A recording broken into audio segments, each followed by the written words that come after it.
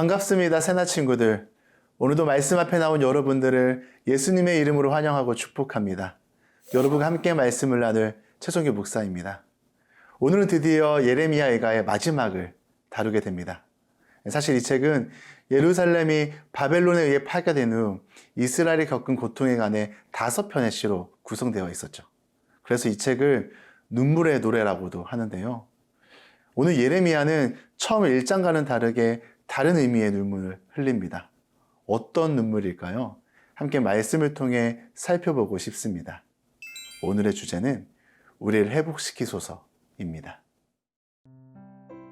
오늘의 말씀은 예레미야애가 5장 15절에서 22절입니다. 우리 마음의 기쁨이 그쳤고 우리의 춤이 애곡으로 변해버렸습니다. 우리 머리에서 면류관이 떨어졌으니 우리에게 화가 있도다. 이는 우리가 죄를 지었기 때문입니다.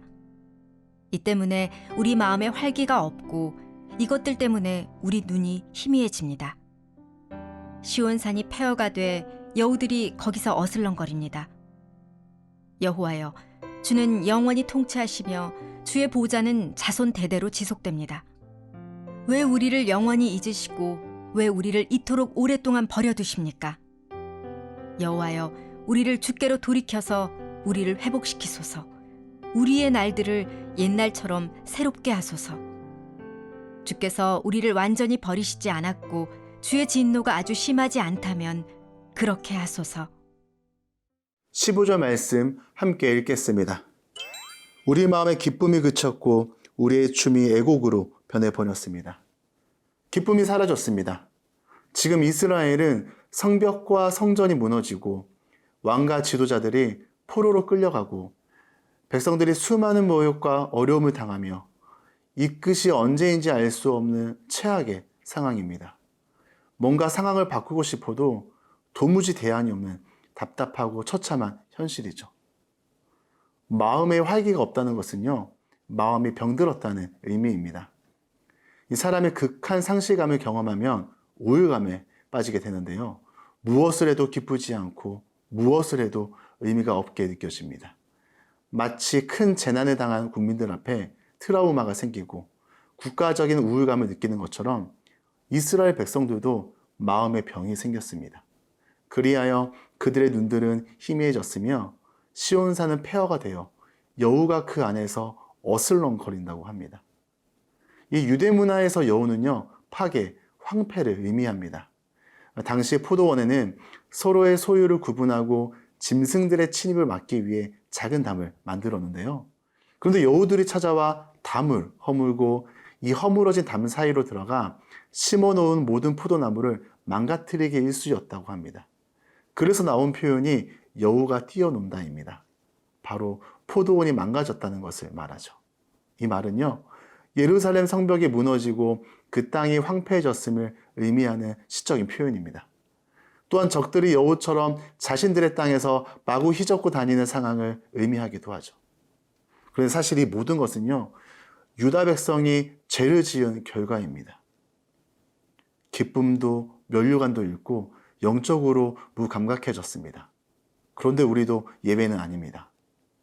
우리가 죄와 타협하고 작은 죄는 괜찮다고 생각한다면 그것이 우리 안에 작은 여우가 되어 우리의 마음을 엉망으로 만들어 버리게 되는 것이죠.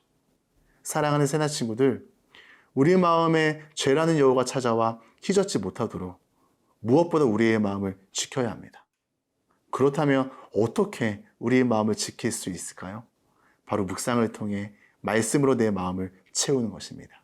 그래야 할 때에 말씀이신 예수님께서 나를 새롭게 하실 것입니다. 오늘도 묵상을 통해 우리 새나 친구들의 마음이 새롭게 되며 우리 안에 있는 작은 여우들을 잡아버리는 은혜가 있길 축복합니다.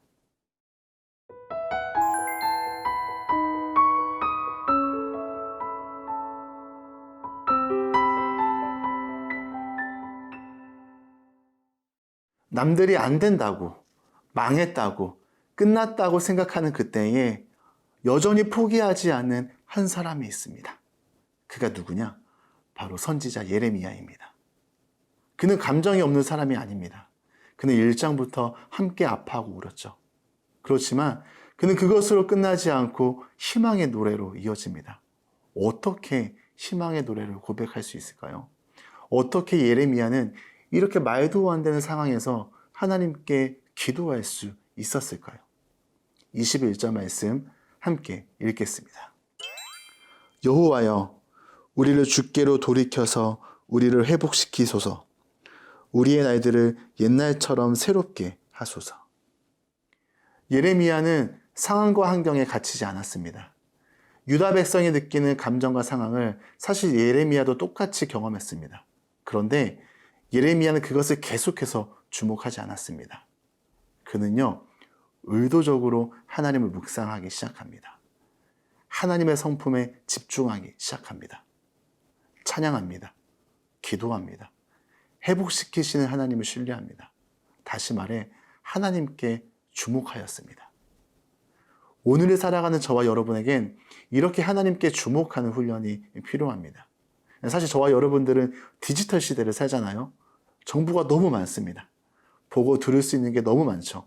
유튜브, 인스타, 페이스북 등 많은 정보와 영상들이 우리의 마음과 귀를 빼앗아 버립니다. 하나님을 주목하기에는 너무 많은 유혹들이 우리 주변에 많은데요. 그럼에도 불구하고 우리가 할 것은요, 우리가 의도적으로 하나님을 주목하는 것입니다. 그러할 때에 우리가 이 시대의 예레미야가 될 수 있습니다. 예레미야를 보세요. 애가로 시작한 슬픈 고백이고 슬픈 기도였습니다. 그러나 그가 하나님을 주목하자 어떻게 달라지나요? 회복을 위한 기도로, 소망이 담긴 고백으로 마무리됩니다.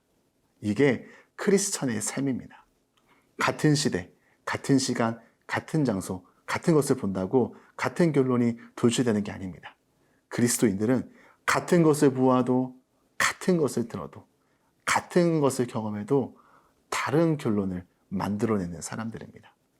예레미야도 당장 눈앞에 보이는 상황은 바뀌지 않았습니다. 매일 아침 눈을 뜨면 절망이 가득한 상황입니다. 그러나 예레미야는 그럼에도 다시 노래합니다.